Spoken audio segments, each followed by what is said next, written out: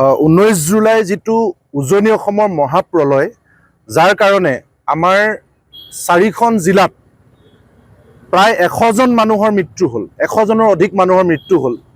আৰু এই মহাপ্ৰলয় যে মানৱ সৃষ্ট তাক আমি তথ্য সহকাৰে যোৱা 3 আগষ্ট তাৰিখে গুৱাহাটীৰ কৃষক মুক্তি সংগ্ৰাম সমিতি আৰু ছাত্ৰ মুক্তি সংগ্ৰাম সমিতিৰ কেন্দ্ৰীয় কাৰ্যালয়ত আমি এখন সংবাদমেল সম্বোধন কৰি স্পষ্টভাৱে তথ্য প্ৰমাণ সহকাৰে আমি উদঙাইছিলোঁ।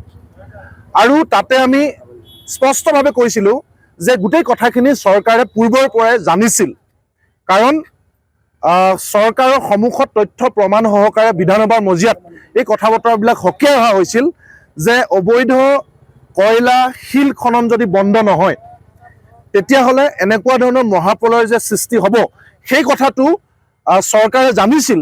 আৰু জানি শুনিও কেৱল নিজৰ ৰাজনৈতিক দলৰ নেতাসকলক ৰক্ষণাবেক্ষণ দিবৰ কাৰণে চৰকাৰৰ পৃষ্ঠপোষকতাত বিশেষকৈ সোণাৰীৰ বিধায়ক ধৰ্মেশ্বৰ কোঁৱৰ, ডিমৌৰ বিধায়ক সুশান্ত বৰগোহাঁই ডাঙৰীয়া আৰু নাজিৰাৰ স্থানীয় বিধায়ক ময়ূৰ বৰগোহাঁই ডাঙৰীয়াৰ পৃষ্ঠপোষকতাতে এই ধৰণে অবৈধ কয়লা আৰু শিলৰ খনন হৈছিল আৰু যাৰ পৰিণতিত এই ধৰণৰ মহাপ্ৰলয় সৃষ্টি হ'ল। আৰু তাৰ গোটেই ঘটনাটোক লৈ আমি এটা CBI তদন্তৰ দাবী কৰিছিলোঁ।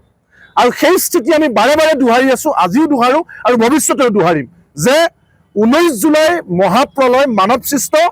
ইয়াত 3টা সমষ্টিৰ সোণাৰী, নাজিৰা আৰু ডিমৌ সমষ্টিৰ 3গৰাকীকৈ বিধায়ক পোনপটীয়াকৈ জড়িত আছে।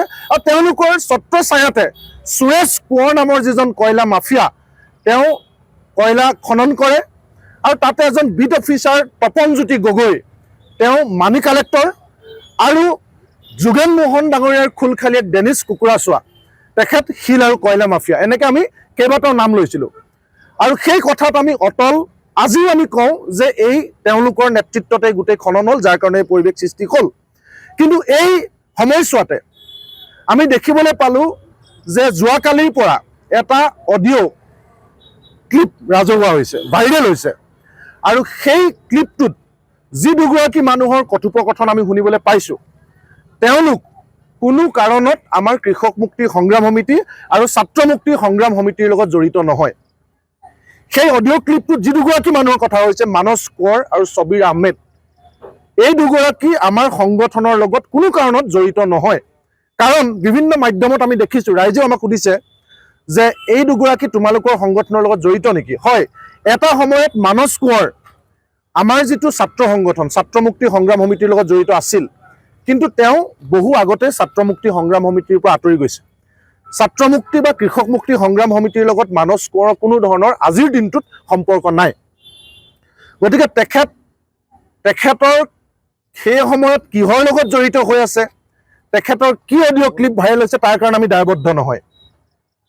তাক লৈ আমি কোনো ধৰণৰ কথা আমি ক'ব নোৱাৰিম, তাৰ কাৰণে আমি ৰেছপনচিবল নহয়।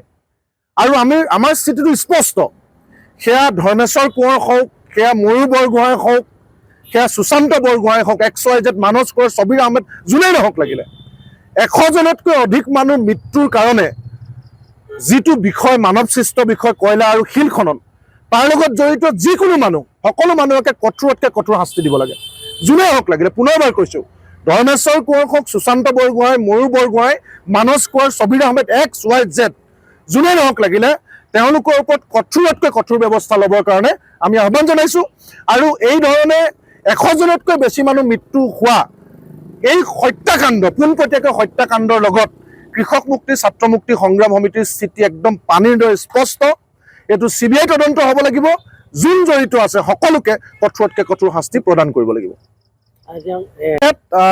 য'তে আছে, যি মঞ্চতে আছে, আমি তেখেতলোককো আহ্বান জনাম যে তেখেতলোকে নিশ্চিতভাৱে তেওঁৰ ওপৰত তদন্ত ঘোষণা কৰিব লাগে আৰু তদন্ত ঘোষণা কৰি তেখেতৰ ওপৰত কঠোৰ সাংগঠনিক ব্যৱস্থা ল'ব লাগে আৰু আইনগতভাৱেও তেখেতৰ ওপৰত আইনীভাৱেও ব্যৱস্থা গ্ৰহণ কৰিব লাগে। যদিহে এই অডিঅ' ক্লিপটোৰ তেখেতৰ হয়, আৰু যিখিনি আমি গম পাইছোঁ, শুনিছোঁ আৰু আপোনালোকে যেনেকৈ শুনিছে, যদি সেইটো হয় তেতিয়াহ'লে তেখেত যি মঞ্চতে জড়িত হৈ আছে আমি আশা কৰিম, দাবী জনাম যে তেখেতৰ ওপৰত তদন্ত হ'ব আৰু তেখেতৰ ওপৰত ব্যৱস্থা গ্ৰহণ হ'ব।